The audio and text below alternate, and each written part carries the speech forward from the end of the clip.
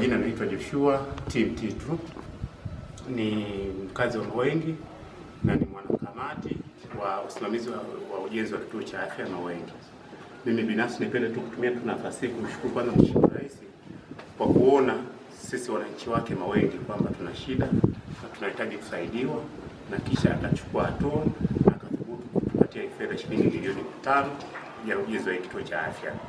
Kwa hiyo niombe tu kwamba asituachie hapo, na tunaamini kwamba hawezi kutuacha hapo, atufanyie tu mwendelezo mpaka zile huduma zikakamilike, ili sisi tuishi kama Watanzania wa maeneo mengine. Asanteni sana.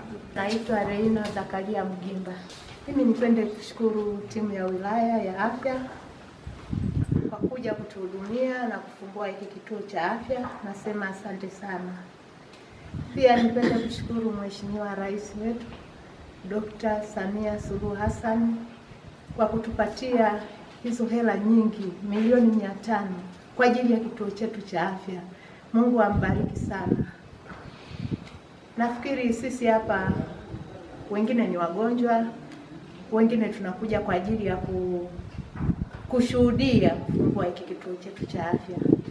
Tunaomba huduma kama zimekamilika, tunaanza kutibiwa leo. Kwa kweli tunashukuru sana, na hawa wenzetu wauguzi wetu tunawakaribisha sana, waliopo na watakaoendelea kuja.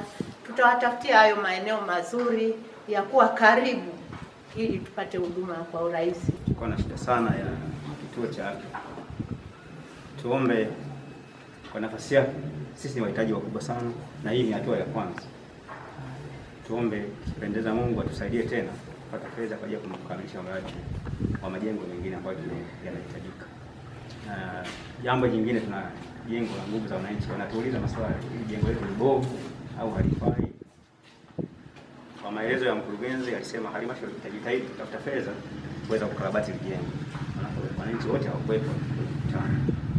Na tatu, ni shukuru timu ya afya, madaktari kwa kuja leo kuanzisha huduma kwa wagonjwa. Tunashukuru sana.